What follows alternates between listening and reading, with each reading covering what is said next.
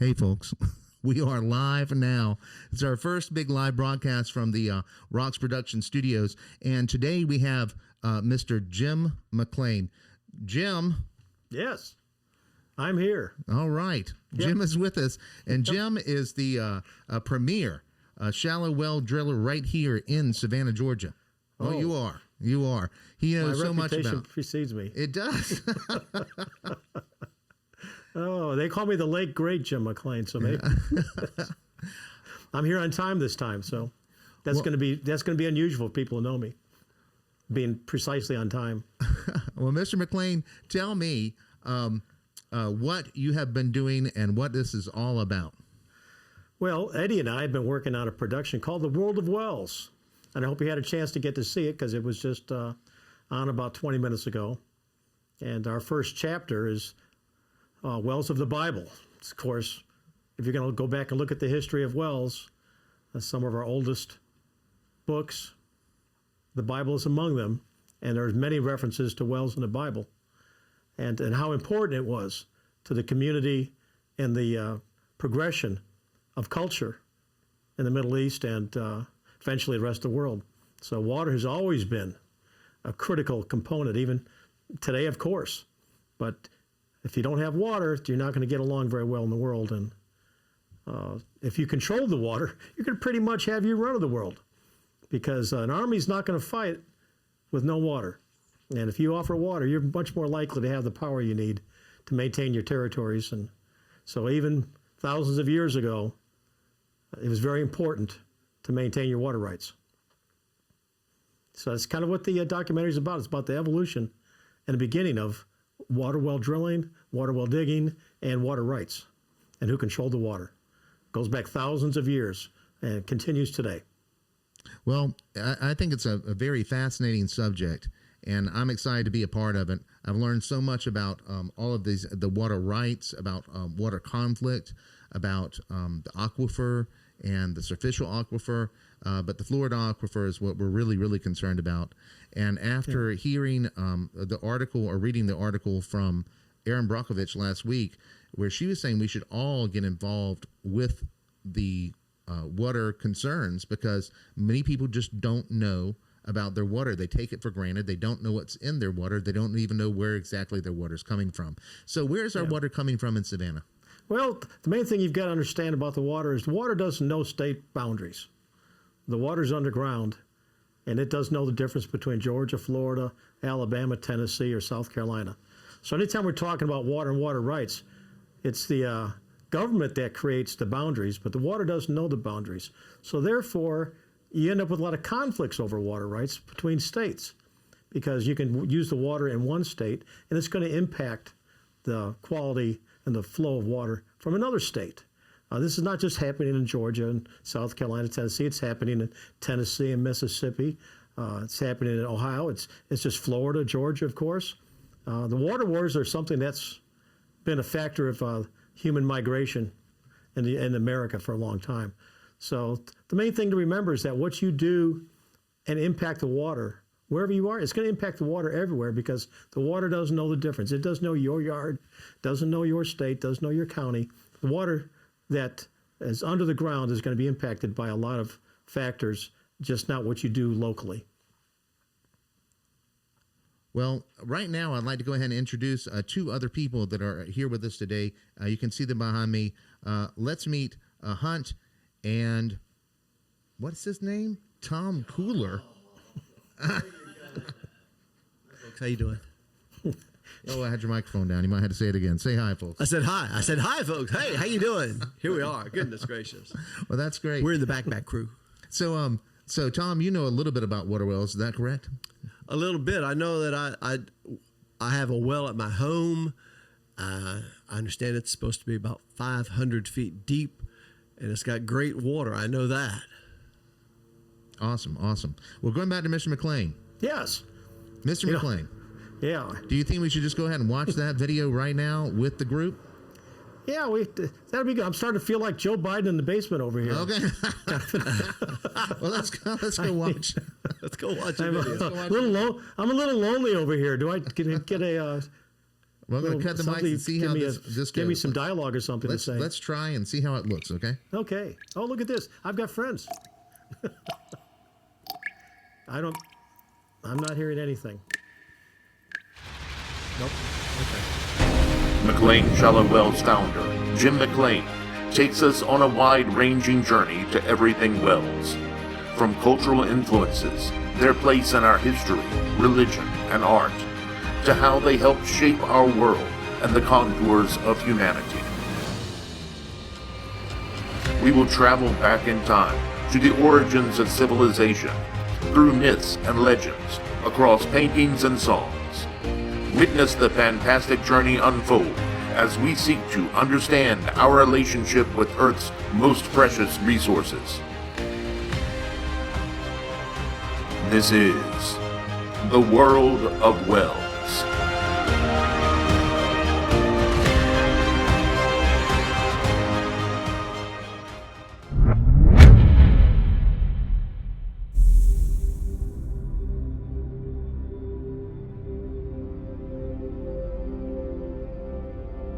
Wells are found in our earliest histories. We find that men have been telling the story of water wells as long as they have been digging water wells. I think one of the best examples of this is the Bible. It's no wonder that wells would have such a prominent place in our most important books. Man cannot live without water. You could probably live weeks without food, but without water, that changes to days. So water is life, and we see many examples of how important water really is in the Bible. Okay. Well, this is And it, he folks, looked the World of around Wells. and saw This that is the really a whole cool thing that plain he's of the done. Jordan toward Zoar was well Kind of shocked watered, at the quality. like the garden Not that I of the was Lord, expecting less, but like the land of Egypt. I still think it's a great production. And from the very beginning in the book of I follow Genesis, his lead wells most of the enter the time, story as Abraham travels If you from have any site real to questions site, about the Bible, you need to establishing ask him. wells, and as a result, the dominion of the territory around the well. Listen to these verses from the 21st chapter of Hosted by Oh, Jim McLean. There you go. Now I want you to promise, in the name of God, that you will always be loyal to me and my descendants, just as I have always yeah, been you loyal as to an you in this land where you have lived as a foreigner. And so Abraham promised. One day, Abraham told Abimelech, Some of your servants have taken over one of my wells. "This is the first I've heard about it," Abimelech replied. "Why haven't you said something before? I don't have any idea who did it." Abraham gave Abimelech some sheep and cattle, and the two men made a peace treaty. So here we see that Abimelech is from the land they are standing in, and Abraham has recently moved there, and they've agreed to be good neighbors. And then Abraham says, hey, you guys have invaded my territory. Taking over someone's well is very serious and could even lead to armed conflict. So a peace treaty is needed to settle the matter. But why is Abraham giving up this livestock? Listen as Abraham continues. Accept these You want me 7 to make a lambs joke? from my hand as a witness that I dug this well. Who doesn't? So that place is called don't be Beersheba, because the two men swore an oath there. Don't get me started. So it seems Abraham just wants to confirm his ownership. But he doesn't say, accept these 7 lambs to say that I own this land. He says, accept these 7 lambs as I like proof this backstory, that I but dug the when you really well, get into the which science, means this that's is my favorite part. absolutely Yeah. my territory. When Indiana Only those Jones who have pops my up. permission may drink from my well. People in those times would mark their well, writing their name on it, So are we to let getting any strangers know commentary? Anybody who asking they were anything going about to it, or deal with for any just, water rights. Just watching it with us? One of the things I find very interesting is how the wells in the Bible each get their own name also. Yeah, I don't think anybody's Some of their names are commenting very beautiful right now, and but, some not so I much. wish people would comment. But they all If you- have if a you name of comment, importance, think of a a question. name that You might just wanna commemorates wait till something after the very video, but, special, be and sure sometimes to ask some even questions. imbues the well with spiritual importance. Listen to how this particular well gets what I would consider to be a very beautiful name. Hagar thought, Have I really seen God? and lived to tell about it? So from then on, she called him the God who sees me. That's why people call the well between Kadesh and Bered the well of the living Beautiful one photographs there, Eddie. who sees me.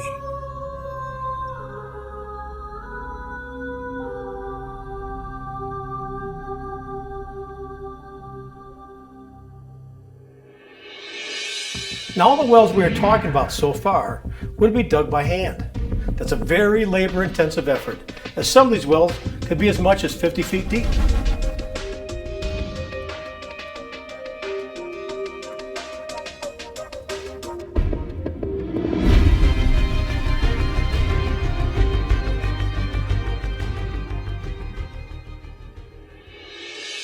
Here we are in a scene that probably hasn't changed much since Abraham I was hope here everybody 4,000 appreciates years the ago. voices. Arid Eddie did desert, all the voices himself. rainfall in inches per Quite the year. linguist. Water was so desperately needed by what was basically a nomadic culture. Sheep needed water, people needed water. Water was the most important thing in everybody's life. Existing was a day-to-day adventure. We're talking 700 years before Latin was formed, 3,000 years before Columbus, 4,000 years before electricity. What these people had to experience and deal with, people today cannot understand. It's why developing a water well, a secure source of water, was so important to the entire culture. It's why cities developed around water wells, why it was the center of activity and discussion in every community at that time.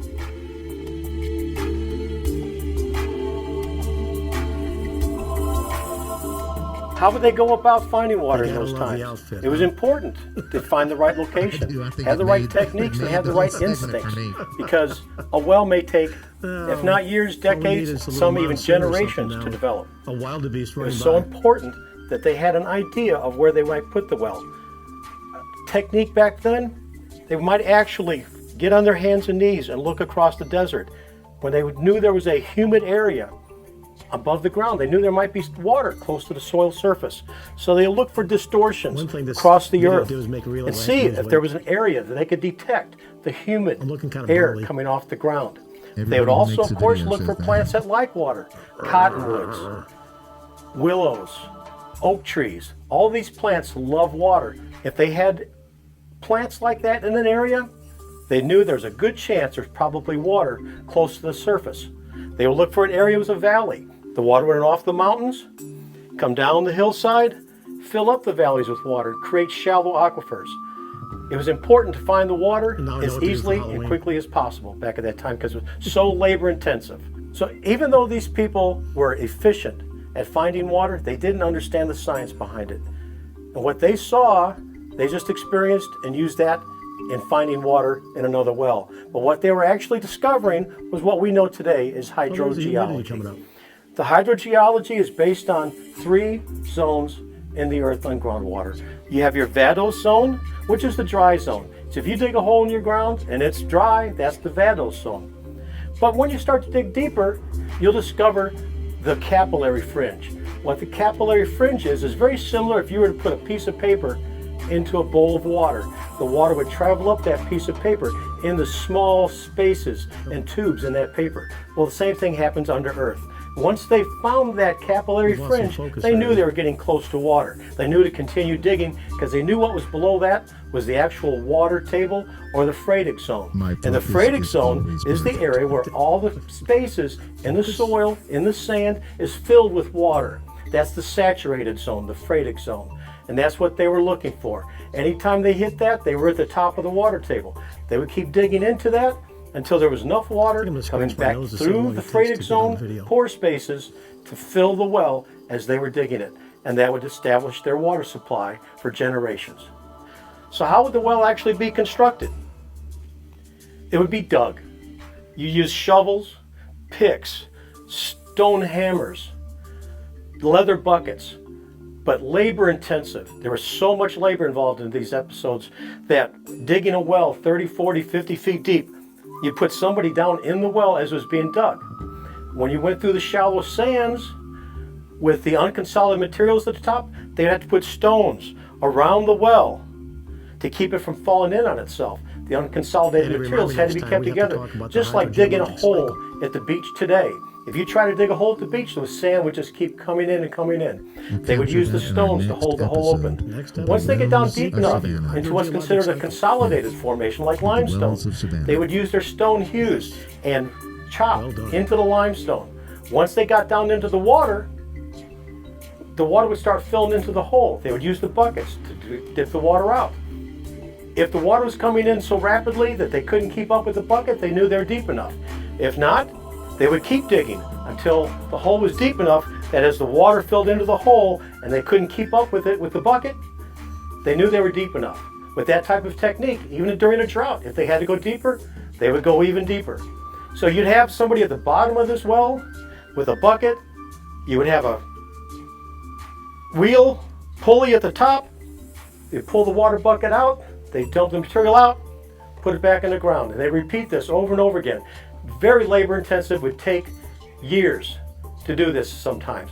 Once the well was completed, they would try to protect the groundwater by building a protection around the well. It might be made out of stones, it might be made out of a mud brick, but the idea was to keep groundwater from flowing into the well because they were just as worried about keeping their groundwater clean as we are today. There's a lot of animals around the site. Groundwater running across the ground into the well would really ruin the well. So they built these protection zones around the well.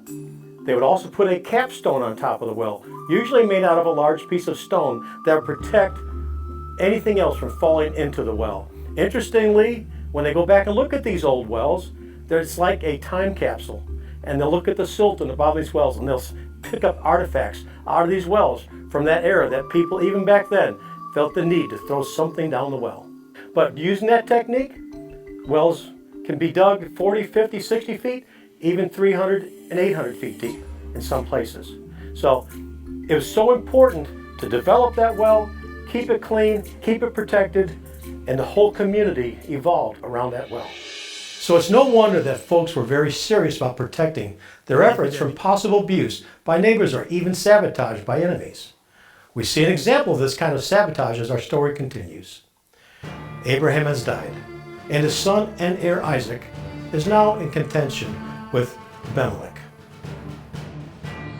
And Isaac was so successful that he became very rich. In fact, the Philistines were jealous of the large number of sheep, goats, and slaves that Isaac owned. And they stopped up the wells that Abraham's servants had dug before his death. Finally, Abimelech said, Isaac, I want you to leave our country. You have become too powerful to stay here. Here we talk more about livestock because livestock are wealth, even to this day. And livestock require a great deal of water. So if you want to drive a bunch of shepherds off their land, you fill their well up and stop their water flow. Isaac left and settled in Gerar Valley, where he cleaned out those wells that the Philistines had stopped up. Isaac gave each of the wells the same name that Abraham had given to them. While his servants were digging in the valley, they found a spring-fed well. The shepherds of Gerar Valley quarreled with Isaac's shepherds and claimed the water belonged to them. So the well was named Quarrel, because they had quarreled with Isaac.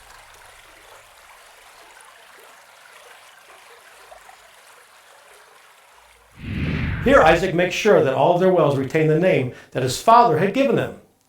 These wells prove this was once Abraham's territory, and he is the heir to that territory. And now we have come across a spring-fed well.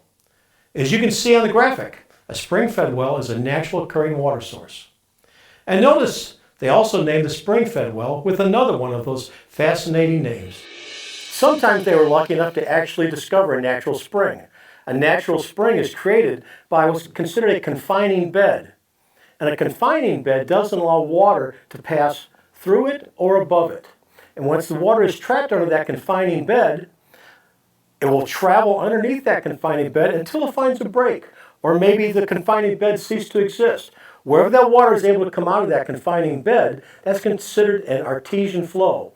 And that artesian water would flow out of the spring and they would be lucky enough to find one of those springs. Sometimes they would artificially enhance that spring so they get even more water than they could get naturally. If they weren't lucky enough to find a natural spring, they might drill a mother well near the foothill of a mountain and allow gravity to flow through these underground canal systems called qanats. And a qanat would be dug much like a well, except it's a horizontal canal underground. And as they were digging through the alluvial plain at a slope, it would allow water to flow from under the water table at the mother well back through the alluvial plain, back to the development, perhaps where all the commerce and all the water usage was really needed. So they'd actually develop a man-made spring made up of these qanat systems and a mother well.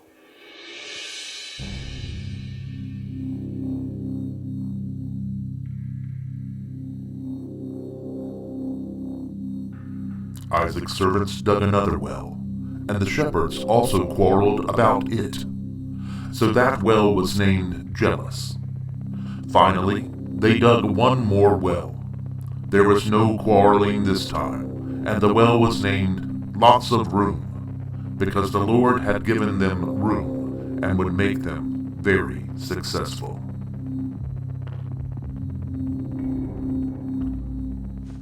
Earlier we learned that Isaac was the heir of Abraham. Wells are a huge part of that inheritance. All of his livestock depend on the water, and it also makes him master of this territory. Wells are often synonymous with prosperity, plentiful source, supply. And we see that here in the promise of the well called Lots of Room. It will literally make them very successful. As we wrapped up this chapter in the story of wells, we skip ahead many hundreds of years to the New Testament and the story of the woman at the well. Now he had to go through Samaria. So he came to a town in Samaria called Sychar, near the plot of ground Jacob had given to his son Joseph. Jacob's well was there, and Jesus, tired as he was from the journey, sat down by the well. It was about noon. When a Samaritan woman came to draw water, Jesus said to her, Will you give me a drink? His disciples had gone to buy food. The Samaritan woman said to him, You are a Jew, and I am a Samaritan woman. How can you ask me for a drink? For Jews do not associate with Samaritans. Jesus answered her, If you knew the gift of God, and who it is that asks you for a drink, you would have asked him, and he would have given you living water.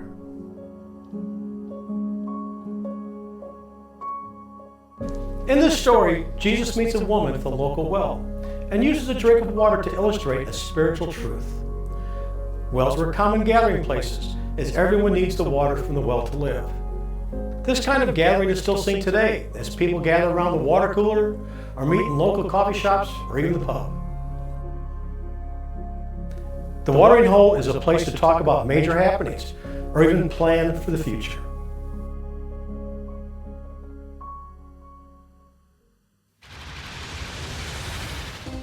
We've gone back in history to look at the very beginnings of the world of wells. Around these wells, complete dominion was established. And if you had a well, you had a much better chance of maintaining your dominion over that area. Around these wells, you might discuss peace. You very well might discuss war. It was also a place where families would be planned, because it was a meeting place. People would come to get water. It's where people met their wives. It's where they rejoiced. It's where they celebrated birthdays, celebrated events, because it was so important to have this water source, and that's what the cities and the culture were centered on. Before I go, I'd like to tell you a little bit about what we do at McLean's Shallow Wells. We have been drilling wells in the Savannah area for over 40 years. Our shallow wells are eco-friendly and used primarily as a source of irrigation for your home or business. McLean's Shallow Well can save you a bunch of money on your water bill and can be installed quickly and efficiently. If you'd like to learn more about shallow wells, please visit our website at www.shallowwells.com. Thank you for watching, and we'll see you next time on the World of Wells.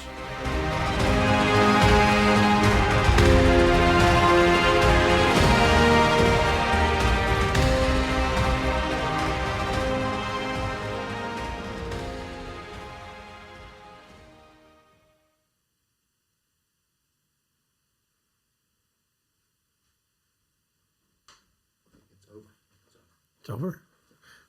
Oh, no. Who gave me the angry face? Okay. Oh, so I hope you enjoyed the video. I've got a little bit of delay here, so I'm still watching it. So it might be a bit confusing for me at first. But got your comments here, and going to read through some of the questions. And I don't know, Eddie, should we look at the comments first or read the questions first? Well, there's just a couple of questions from the comments. Okay. And then we have some other questions. Well, this is Mark. Mark in Beaufort asks, we experience green water. What is green water? Wow, that's not what I was expecting for my first question. Let me, number one, any color in the water is not good. You don't want your water to have color, unless you're making Kool-Aid. And leave it alone? Okay. If you've got color in your water, you have a contamination in the water. Green is usually associated with copper. Now, so you'll see, where would copper come from? Brass, especially if you got old piping, the old leaded brass, which has now been outlawed. But you may have a lot of fittings that might have leaded brass in them, and they use it in the solder also. So if you're getting green in the water, if it's just in your house, I would look at the plumbing supply to your house. If it's community-wide, well, then of course you'd want to look at the water management company to see where it's coming from. But I definitely want to isolate that. I doubt that it'd be algae or something like that, because that couldn't get past all the chlorine and on the public water supply. So my next question would be, is this a individual well or is this a well for a community supply? But any type of coloration's not going to be a good thing. And I would certainly want to isolate that and find out what it's doing. You might even try using a water conditioner or something. But green in the water, not good. Bob in Arizona asks, are we going to have all chapters on your Facebook page? Eddie, am I right in assuming that once this is all over with, we're going to have the video on the website, on the Facebook page, so people can look at it at their leisure, or Yeah, the, want to watch the reruns, Yes, have a bag of popcorn, and watch some McLean Shallow Wells videos? hey, that video is on Facebook right now below this post. It's also on YouTube. And of course, it also on will YouTube. be at McLeanShallowWells.com and later this evening. Okay. Now, Eddie, are people hearing you also, or are they just hearing me? No, they hear me. They hear you too? Indeed. Okay, good. Oh, all my sound's coming from the one that was not in my ears, so I need that. Okay, Eddie. Hey, by the way, folks, Eddie's the one that put this together. Big round of applause, Eddie. Yay! Thank you. Yay, very good. Did a great job. He comes from the lineage of movie productions. His father was in the business. Is that right, Eddie? My grandfather, Will Bond. Grandfather's in the business. Had some old 1950s stuff that I saw. Oh, yeah. Really cool. Okay, what size yard do you need for a shallow well? Well, do you need? It depends on, the need would be, are you spending a lot of money on water?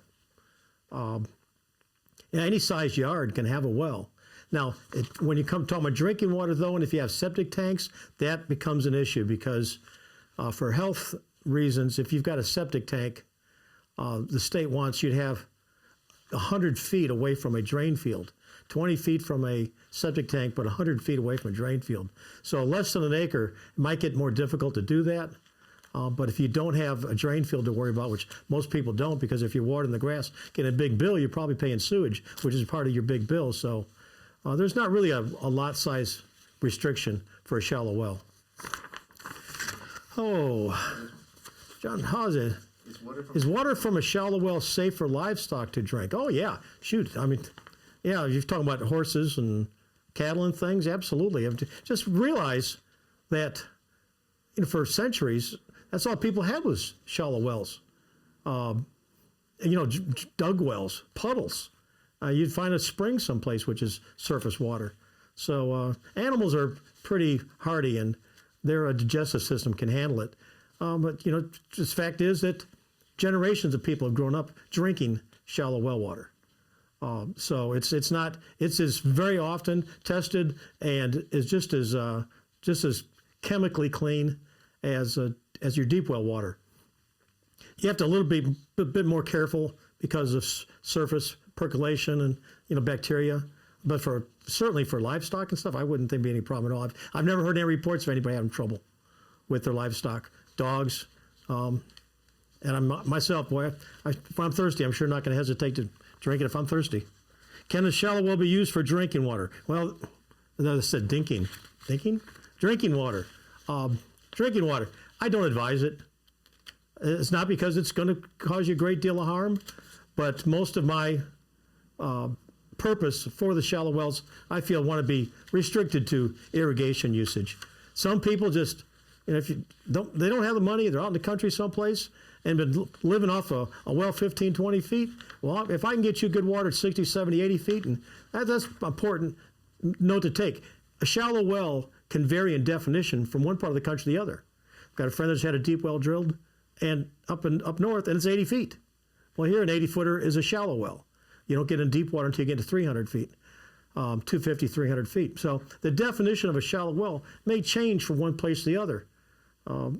So in this area, usually 20 to 80 feet. And if you get down 60, 70, 80 feet, that's going to be a pretty clean water supply. Dinking water. I like that. Did you see it? Dinking water. Let me take this. Yeah. No, you need. What, you want them all? Well, yeah, you've got some other questions. Oh, okay. Okay. Oh, now I've lost my other earbud here. Okay. don't worry. Great job. Okay. Brian, thank you, Brian. Appreciate it.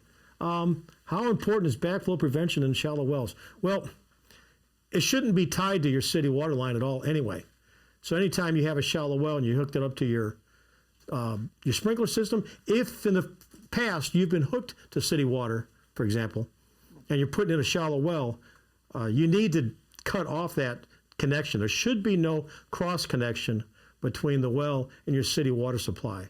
And if you don't do that, well, if you do have any bacterial issues in its shallow well that could cause problems, then you don't want that getting into the neighborhood water and backfeeding that way. So, Brian, my advice is don't have a backflow situation at all. Just terminate the line between the shallow well and the city water, and then you'll never have any problems. Here, what is the divided line between cost of an additional meter for the irrigation or drilling of a shallow well? Additional meter. That's something that the local utilities deal with, but most utilities are not putting in independent meters because they really, the whole issue is, why would they put in an independent meter? Well, so you can pay less to irrigate the yard. They don't want you irrigating the yard with that water. That's why it costs so much. So to put in a separate meter is kind of counterproductive because it will allow you to use more water at a cheaper rate. Well, that's not the point. The point is that water supply is a very pristine, the drinking water. Now I'm talking about the Florida aquifer down there in the limestone at 300, 400 feet. That's our drinking water. Is a waste of that precious water source to use that for watering your grass. That's not what it's meant for. It shouldn't be used that way. That water that comes down to the Florida aquifer has been traveling through that aquifer for hundreds of years, 500 years. Back when Columbus arrived in this area, the water that you're drinking entered the aquifer up in the Piedmont area. That's how long it takes for the water to get down here.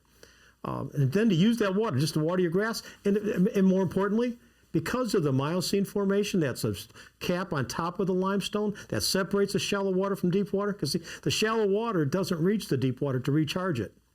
It's separated by a bed of clay called the Hawthorne Formation. It's a bed of Miocene, about 11 million years old, very thick and compact. And by and large, there's some breaks in it here or there, but by and large, that is a seal on top of the limestone. When you use your shallow well or your deep well, anyway, if you use any water in Savannah to water your grass, none of that water returns to the deep well water where its source was because of that seal. So when you're taking that water of that aquifer to water the grass, you've taken it out of that aquifer for millennial. We don't want to use that water that way. We want to preserve that water for its best use, and that's for drinking water. So that's why you're not going to get another meter, because they don't want you to use that. And to make it cheaper, it's going to make it more likely that you're going to use it. Okay, I can get kind of wordy sometimes, so somebody needs to tell me my earplug if I'm going beyond the line here. Okay, oh, Judy, thank you. Okay, well, hey, you're welcome, Judy. Hope I was of help. Any other comments there, Eddie, or any other questions? Am I missing something? Oh, how far can you run water? Here it is. How far can you run water lines from a shallow well? Okay, well, the only thing that determines how far you run water is how much and how big. if you're going to run a lot of water, you want to go up in the size of piping. You can pump water from a shallow well just as far as any other water supply. The water doesn't know where it came from; it's just under pressure. So if you're trying to run 15 gallons a minute, a 1-inch line, the sprinkler system is going to be adequate. But if you're trying to run 30 gallons a minute and you're using a 1-inch line, that's not going to work because of the pressure loss. Oh, lost my earbud again here. Because of the pressure loss that you experience in that pipe. Every sprinkler system has to be designed with the loss of pressure, the hydraulics of the sprinkler system. So when you go to more water, you have to use bigger pipe because that pipe, the water running down that pipe has friction. When it's the water on the sides hitting the pipe is slowing down versus the water going down the middle. And that's represented by pressure loss at the other end. So if you lose pressure in your sprinkler system, it's usually because your piping is too small. It's not so far how far you run it, it's the size of the piping. Thank you. Made my decision for my mom in Jacksonville. Oh, great. Mr. Wirtz has a joke. Uh-oh. How many legs does the water table have?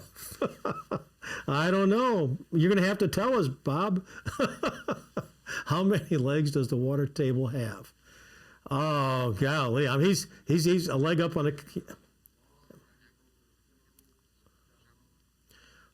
Most of the chemicals that are in your yard you're going to experience are from, your pesticides and herbicides that the lawn treatment people put down. Most of those have what's considered called a half-life. Their half-life is pretty short. They want to come back every month and spray your yard. They don't want to put something down that's going to last for 2 or 3 years, okay? So the half-life on these things is going to be pretty short, and it's certainly going to be filtered out and basically degrade until it gets down at the water. Kind of brings back to a question that I've often wondered is how long does it actually take for water to reach an aquifer? Now we know that the Florida aquifer is exposed up in the Piedmont near Macon, and that water enters that water table virtually immediately after a rain. It's going down through the limestone, percolating down below us, but it takes centuries to get this far because it's 180, 200 miles away, percolating through there. And the other thing about water is, unless you're pulling it from the aquifer, it's not going anywhere. It's just a static pool. Don't think of the aquifer as underground streams and lakes and beds like that. It's not like that. Think of it more like a sponge. And the pockets in that sponge are where the water is being held. If you were to put a bowl and fill it up with water and put a sponge in it and just expose the very top of that sponge, well, that's kind of what the aquifer is. We're living on that dry part of the sponge. But if you stick your finger into it and depress that sponge, it fills up with water. That's a depression. That's a pond. That's a well. You're exposing that water, but the rest of the sponge is still dry. But the water can travel in that sponge from pore to pore. That's called permeability. And you want a formation that has good permeability to do that.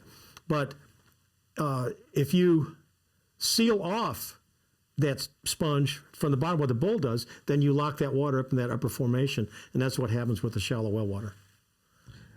Does water from a shallow well have a smell? It can, because think of water doesn't have a smell. It's picking up everything from the ground.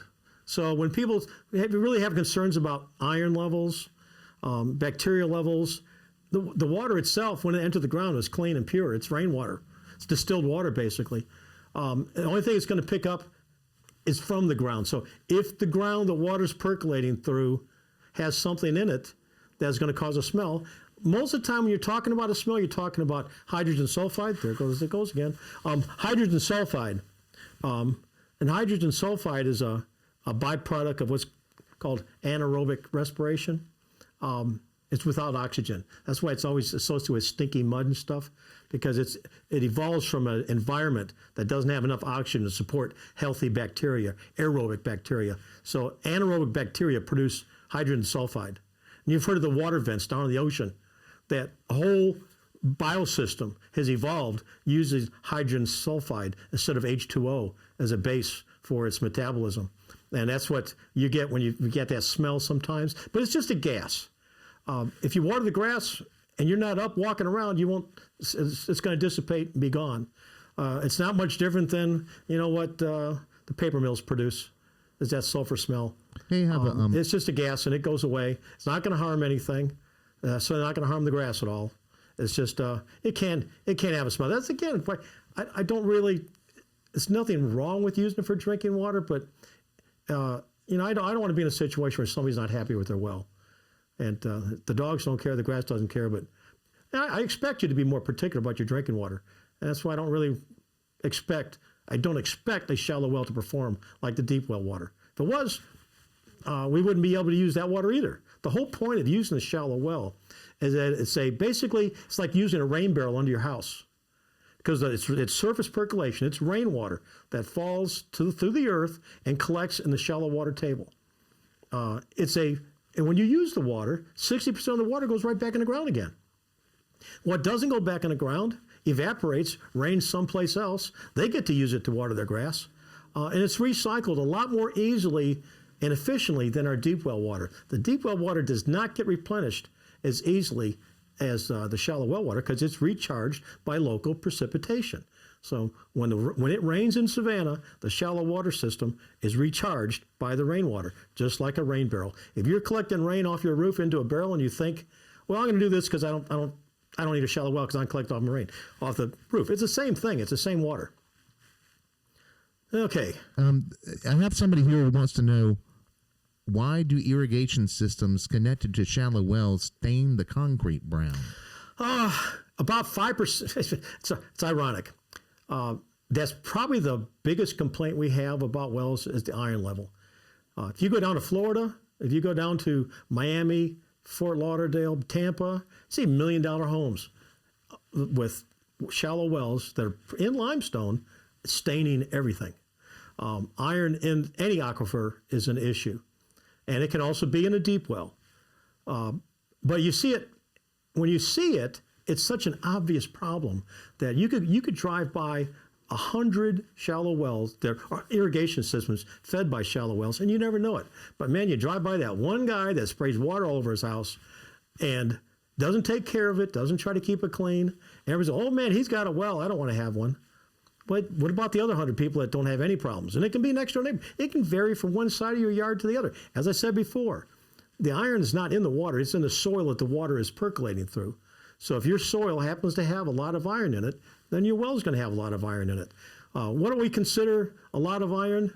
Iron is measured in parts per million.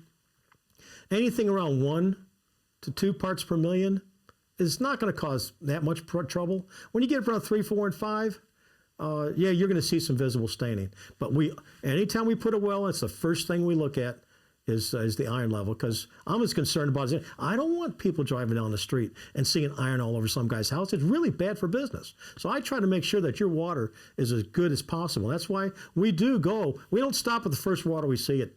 And a lot of those wells that have that kind of a problem is because it's a do-it-yourselfer who put the water in at 10 or 12 feet, and they didn't get deep enough into the aquifer to get down to that percolation and the filtration that occurs when you pull water from 40, 50, 60 feet.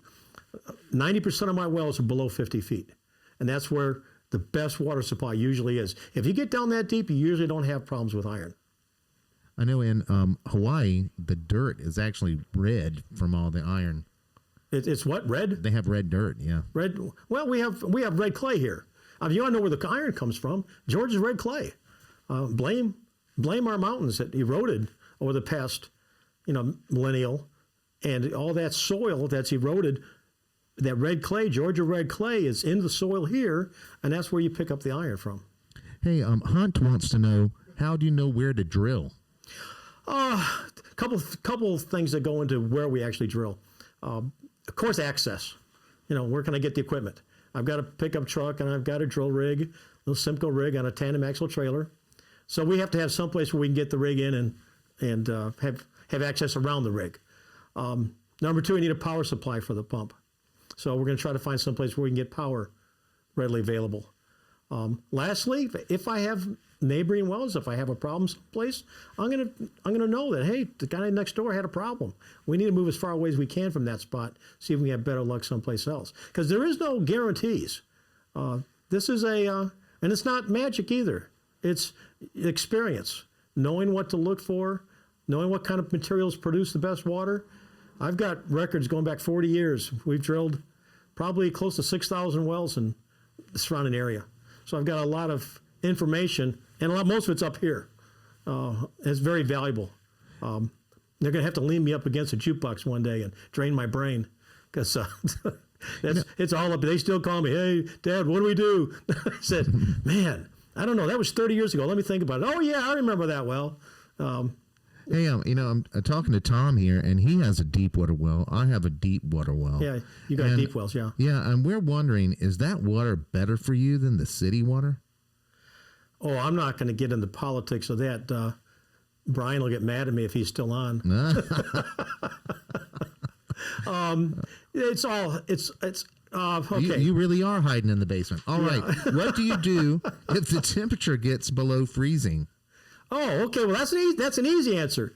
If you've got a submersible pump, you don't have to worry about it, because the groundwater is always in Savannah.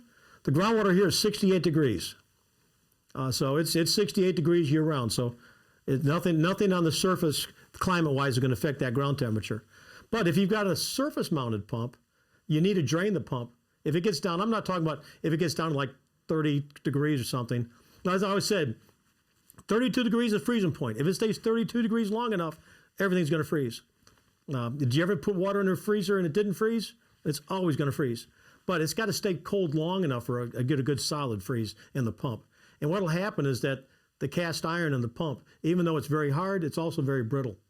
And if you don't drain it, that expanding ice, that water as it becomes ice expands.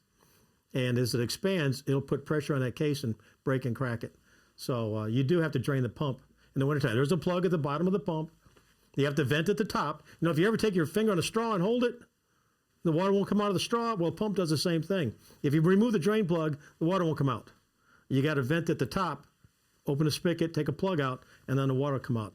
I get people, "Oh, I drained my pump and it still froze." I said, "No, you didn't." Believe me, if you drain it, it won't freeze. And I can know, because I've got a bunch of pumps sitting out in the shop that I can leave out in the wintertime all winter long, and it gets down to 20s and they don't crack because they're solid and they've got no water in them. So get rid of the water, keep them from freezing. So after people make an appointment with you for the well, how long does it take to get that well in? Depends on the time of year, but most of the time we get in there. I mean, I always make allowances for emergencies. We've got space in the schedule. I'll try to work out. It's usually not. My philosophy is if you haven't had a well for 40 years, another 2 weeks isn't going to matter. I can usually get there in 1 to 2 weeks, 3 weeks on the outside. One time this year we were about 4 weeks behind. But so you get there in 3 weeks, and then how long does it take you to put in the well? 3-4 hours to 3 or 4 days. Hate to be fake, a well is like it's like a developing child. It's going to work at its own pace. You can try to force it, but you've got to work within the confines of what we can do and what the earth is allowing us to do. If you hit something hard, you hit something that collapses, maybe you've screened it off and you've plugged the screen, you got to re-drill it. My father-in-law always said, you need a well driller on the site to handle the problems, the unusual, unforeseen events that routinely occur while drilling a well. And that's the best way to put it. The unforeseen events that routinely occur. So you're always having to keep your eye on things. But most of the time, short answer, 3 or 4 hours. Back on the city water, and I know I don't want to get political here, yeah. But I do want to ask you want me to say something. No, I'm curious as to, do they just have, how many wells, did they just drill wells all over the county and it all goes to their place and then they ship it back to you? Or where does their water come from? Wait a minute, you were fading off there, Eddie. Oh, I didn't catch all that. I was saying, where does the water from the city actually come from? Well, the city has a couple different sources. They've got an industrial plant that they use as surface water. They've just put in a huge surface water field over along the Savannah River to use as a backup. Primarily, they've also used deep wells. That's why there's been a cone of depression created under Savannah from the overpumping of the Florida aquifer. And it's not just Savannah. Industry a cone uses of depression. A cone of depression. Cone of depression is the depression of the water table where you're pulling the water out of the aquifer so fast that you're actually drying up the aquifer. Now, if you stop pumping, it's going to come back up again. So it's a living, breathing aquifer. An aquifer isn't static. It responds to pumping, it responds to rain, it responds to pressures. And that aquifer under the Florida aquifer under Savannah is experienced a drop. They say back in the 40s and 50s, when you drilled a deep well in Chatham County, the water would actually, when you penetrated the aquifer, the Florida aquifer, the water would come up above ground 40 feet in a pipe. Now, I'm not saying when the pipe is at the level and it's shooting water 40 feet in the air. That's not what I mean. It means it was a flowing artesian well. And the artesian pressure would bring the water up in the pipe 40 feet up in the air. Well, now that's down about 80 feet. So we've lost a net of about 120 feet of artesian pressure. That's why it's not called a water table. It's called a potentiometric surface. And that's because a water table is kind of a misnomer, especially when the water table is above the ground.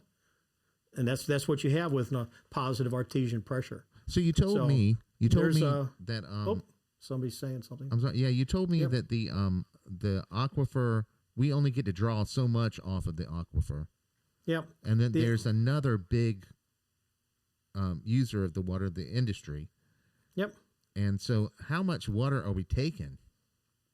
Well, I think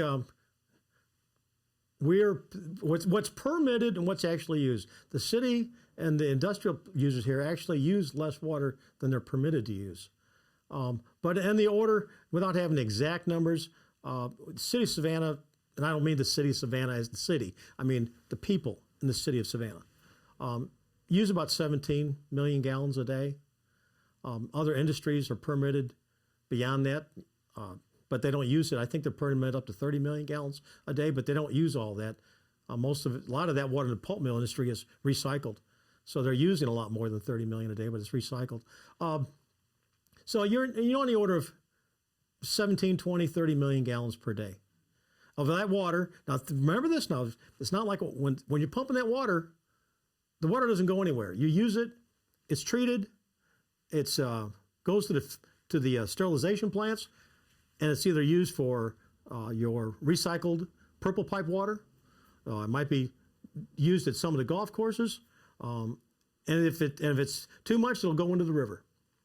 But it's going to be transferred as water someplace else. So we might use 17 million gallons a day, but it's going to be used and returned to us one day. So it's not consumed; it's just being used. Oh, Mo. Yeah, we got drain the pump in the winter in the freezer, put a light bulb in. Here's the problem with the light bulb. You better insulate the box if you got a light bulb in it because it still can get cold enough. And if you forget to turn the light bulb off when it gets warm, then you're going to melt the box and the pump. Chatham County has a permitting process. Pooler has a permitting process. Tybee has a permitting process. Well, let me go through. Garden City, Rankin, Chatham County, Thunderbolt, Richmond Hill. Yes, all those people issue permits, and you've got to be state licensed to get a permit. I am state licensed and bonded, and you have to get a permit to drill a well. Okay? Wow, we're done already? That went fast. Wow. Well, I don't get that paid was a by good the hour, so I hour, don't Jim. care. That was a good hour, Jim. Why don't you tell people about that wonderful website you have? Oh, that wonderful website that Eddie's put together for us.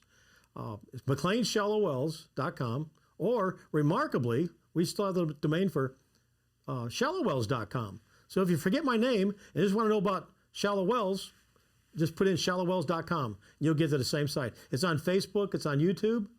It's got some videos in there that are really cool.